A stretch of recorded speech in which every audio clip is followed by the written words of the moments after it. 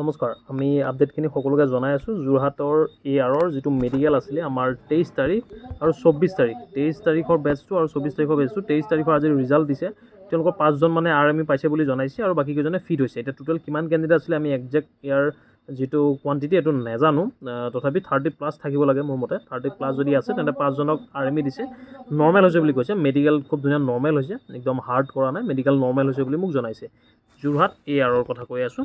24 তাৰিখৰ যিটো গ্ৰুপ আছিলে, 24 ছেপ্টেম্বৰ গ্ৰুপটোৰ আজি ডকুমেণ্ট ভেৰিফিকেশ্যন হ'ল, ব্লাড, ইউৰিন, এক্সৰে আৰু বাকী থকাখিনি কাইলৈ হ'ব। নৰ্মেল হৈছে মেডিকেল বুলি জনাইছে।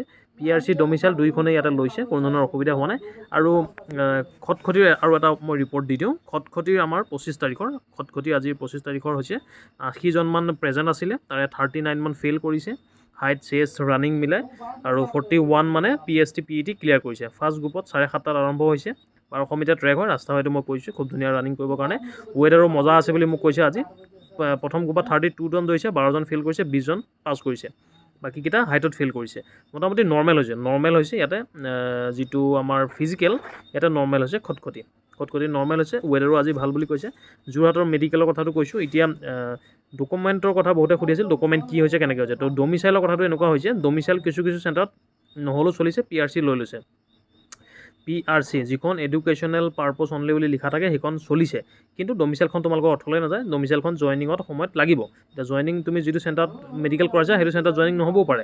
এতিয়া য'ত PRC লৈছে তাত তোমাক ডমিচাইল বিচাৰিব। সেইটো কাৰণে ডমিচাইলখন পেলনি নাযায়। বহুতে ভাবিব এখন কাম নাইকিয়া নহয়। যেতিয়ালৈকে তোমাৰ জইনিং নহয় এইখন লগত ৰাখিবা, এইখন তোমাক কাম দিব ডমিচাইলখনে। PRC যোনে বনোৱা নাই, PRC যিসকলৰ আছে হৈ যাব। যিসকল PRC নাই, ডমিচাইলো হৈ যাব। ক'ৰবাত নটাৰী লোৱা নাই, নটাৰীৰ কাৰণে পিছত কৈছে যে তেওঁলোকে মেজিষ্ট্ৰেটৰ বনাই নিব লাগিব। যিসকলে মেজিষ্ট্ৰেটৰ ফৰ্মেটত বনাই লৈছে, অনলাইন হওক অফলাইন হওক, তেওঁলোকৰ একচেপ্ট কৰিব, কোনো অসুবিধা নাই। মুঠতে ৰিয়েল হ'ব লাগে, সঁচা হ'ব লাগে ডকুমেণ্টখন। আৰু PRC যিখন এডুকেশ্যনেল পাৰ্পছ অনলি বুলি লিখা থাকে সেইখন সচৰাচৰ নলয়, কিন্তু এইবাৰ লৈছে যদি ভালেই কথা বাৰু, একো অসুবিধা নাই। কিন্তু যেতিয়া তোমাৰ জইনিং হ'ব তেতিয়া ডমিচাইলখন বিচাৰিব পাৰে। সেইটো কাৰণে সেইখন লগত ৰাখিবা। আৰু মোটামুটি যোৰহাটৰ যদি আছাম ৰাইফলৰ কেম্পৰ কথা কওঁ, মেডিকেল মোটামুটি হৈছে। 5জনহে মাত্ৰ RME পাইছে। ইয়াতে ৰিমেডিকেল খুব কমকৈ পাইছে আৰু ভাল হৈছে, নৰ্মেল হৈছে বুলি কৈছে মেডিকেল। তেওঁলোকৰ আজি ব্লাড, ইউৰিন, এক্সৰে হৈ গ'ল 24 তাৰিখৰ।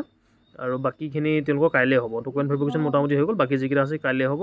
আৰু খটখটিৰ ৰিপৰ্টটো এইটো।